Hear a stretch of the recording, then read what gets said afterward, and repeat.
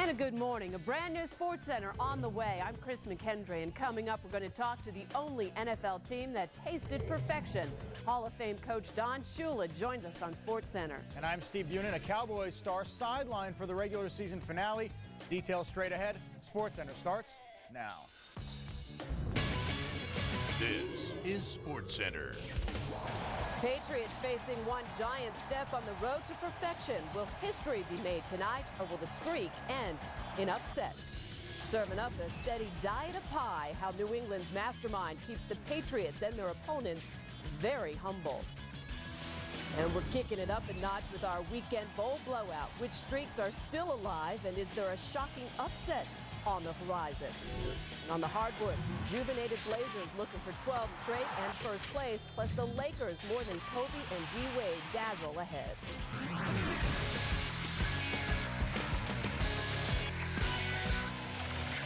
History people tell you that the record's complete. Stand up, you busters playing if you tasted defeat. Taste this, Portland, 11 straight wins. Brandon Roy hosting the Timberwolves. He was one, wasn't he? With the 6th pick in the 2006 NBA draft, the Minnesota Timberwolves select Brandon Roy from the University of Washington. The Minnesota Timberwolves trade the draft rights to Brandon Roy at number 6 to the Portland Trailblazers. The Trailblazers had won 11 straight going into last night's game with Minnesota. The youngest team in the NBA, Brandon Roy, the team leader. Brandon, an all-around player. LaMarcus Aldridge inside. Aldridge, 21 points, one of 6 Blazers in double digits. Second quarter, Gerald Green, the reigning slam dunk champion. And you know this, man. Timberwolves down 9 at the half. Third quarter, back to Brandon Roy. That's a little crossover. Lost you. Got you. Blazers up 5. And Portland had a season-high 28 assists. Even when they missed, good things happen. Aldridge, dime to Channing Frye, who was in the corner, and now he's down low. To the fourth quarter we go. Fourth quarter, Roy, part of an 11-0 run. Roy, 22 points, 6 boards, 5 dimes, and sat the entire second quarter with foul trouble. The Trailblazers do win it, 109-98 for their 12th straight win, ripping it up in Rip City. Remember, they lost 9 of 10 before the win streak began. From 5-12 to 17-12, it's the best win streak ever by a team that was under 500 to start the streak. Even without Greg Oden, Blazers have been scoring big, led by Roy, the reigning Rookie of the Year, 23 points, 7 dimes per in the run, Shug. Portland 14-3 at the Rose Garden, but 10 of the next 13 are on the road. Tomorrow they host Philly.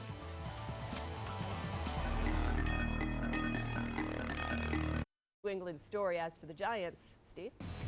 To play or not to play, that is the Shakespearean dilemma for Giants coach Tom Coughlin.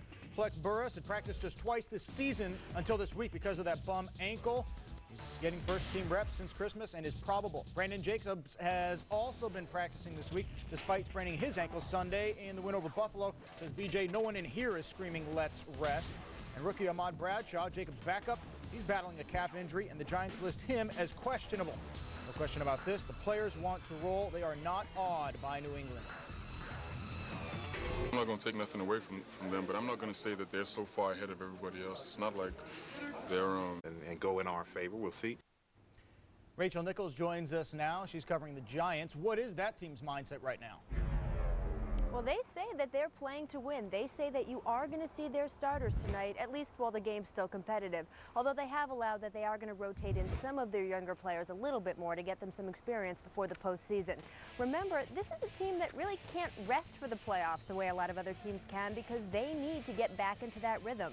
It was just 2 weeks ago that they had that awful loss to the Redskins, and they really need to get some momentum back heading back into the playoffs. Besides, unlike a lot of other teams that have played the Patriots this season, the Giants are really ready to admit that going 16-0 is a big deal and that them being a part of this possibly is also a big deal. O.C. Umenyiora said earlier this week, you don't want to be the pitcher that gives up the home run to Barry Bonds. Or maybe it's better the way Justin Tuck put it. He said, look, history is going to be made tonight. Why not have it be made by us? The Patriots have won 7 straight in the Meadowlands, but all those against the Jets with a lot less on the line. So what are the Giants expecting the atmosphere to be like at the Meadowlands? Well, the Giants have been hearing all was going for about $26 grand. He said, hey, I got a box. Why didn't anybody holler at me? like he needs the money. Rachel Nichols joining us from the Meadowlands. And we have more from the NFL inside the SportsCenter. Much more on this game. A win away. Here's why you can't just say play everybody no matter what in the Giants-Pats game tonight. Remember, last December, Rodney Harrison hurt playing in the last game of the season, basically a meaningless one for New England. Without him, Peyton Manning carves up the Pats secondary in the comeback win that vaulted Indy to the Super Bowl. Sean Salisbury joins us now for the annual ratings spike. Your thoughts on Mercury Morris? I love Mercury. Him and I have had some great banner on the radio and on television.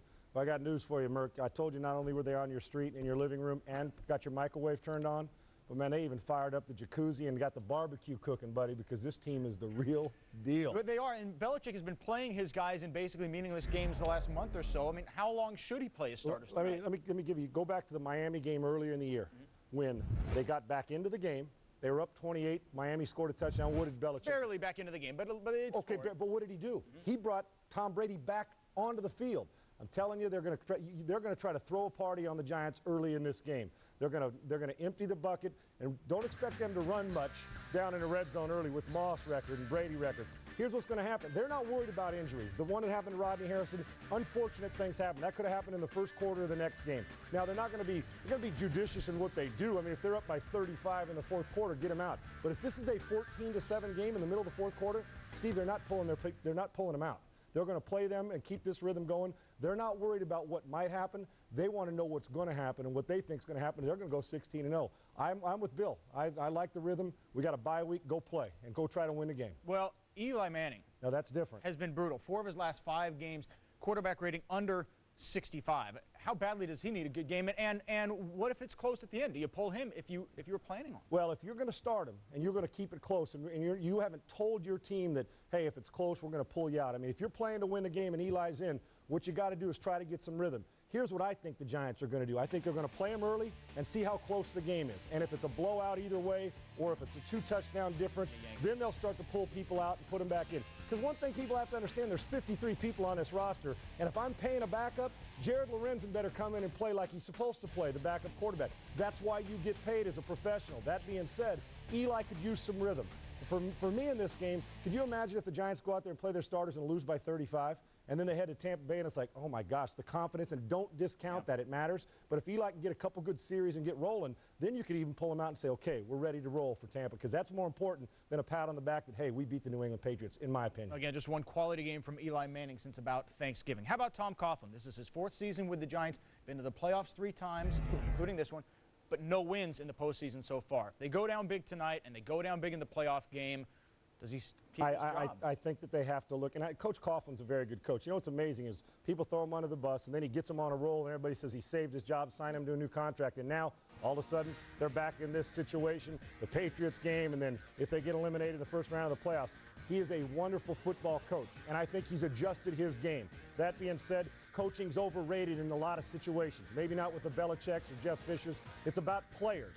And you saw that defense the first 2 games was horrible. Now their defense has been dominant the rest of the year. So is it Coach Coughlin that's all of a sudden got the magic wand out? Or is it guys started to elevate and get healthy, elevate their play? Of course, we're in a business of judging people on wins and losses. And if they lose and get eliminated in the first round of the playoffs, yes, there's going to be the scrutiny and say, should you fire Coach Coughlin? But if they lose the game in the first round of the playoffs, I don't believe it's going to be because Coach Coughlin. It'll be because the players weren't good enough to make enough plays. His last playoff win, 1999 with the Jaguars. Sean Salisbury, great work as always. Good to see you, buddy. Thank you.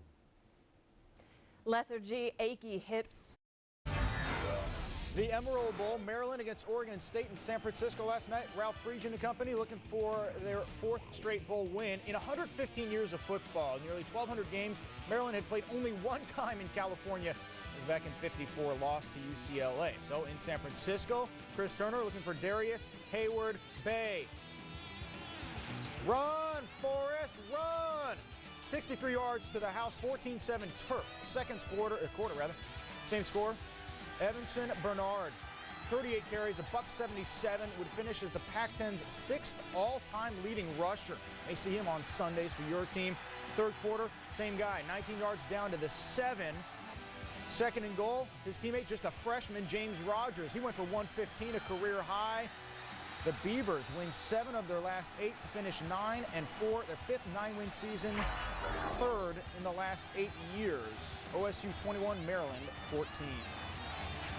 Stay out west and wrap up what happened in the NBA last night. Amari and the Suns hosting the Clippers, home and home.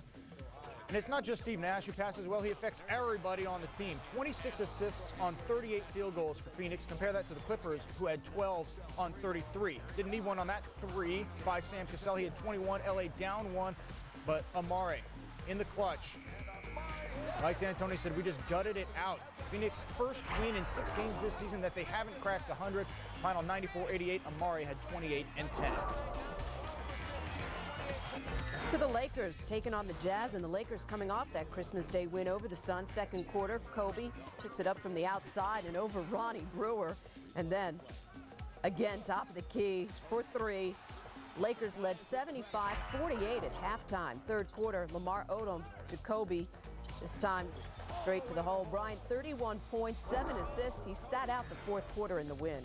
Spurs had lost just once at home coming into this game. But boy, they still struggle against the Raptors. Shot just 32%, worst shooting night of the season. Michael Finley bad, Tony Parker bad, 32 at the half. Fourth quarter, Timmy D, 16 points, 12 boards, stripped, popped, ejected. Called his team's focus inexcusable afterward. Raptors win it by 10. Chris Humphries, he's fresh. They had played just once in 6 days. Thriller in Carbondale, Illinois last night. Southern Illinois, the Salukis hosting 17th ranked Butler. And with just about a minute left in the game, Wes Clemens for 3 puts the Salukis up 3. Butler comes right back. The Bulldogs give it to Mike Green. Shoot the glass. Green had 19, cuts the lead to 1. Brian Mullins goes to the line for a 1-and-1. The junior's a 4.0 student, 10 points per game, 80% free throw shooter. No, you're killing me, Smalls. Senior A.J. Graves takes over. This is A.J. Graves. Graves, 4 seconds, down to 3. A.J. Graves for the win, lets it fly. Oh, my goodness! And Butler has won it on the road, number 7. Was just 3 of 10 until that shot. Said coach actually called it wrong, but we got it taken care of. He's a senior. He's all conference. That's what he does. Butler wins it, 57-55. Still to come on SportsCenter, Hank Goldberg with his version of Pick 6. Who to take in the Giants-Patriots showdown tonight.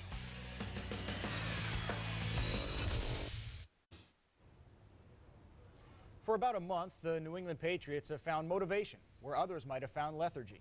Perhaps that is Bill Belichick's greatest accomplishment this season, keeping his team focused among the cacophony of expectation. It happens when you go an entire season unbeaten, beating your opponents to the pulp of 25 points per game.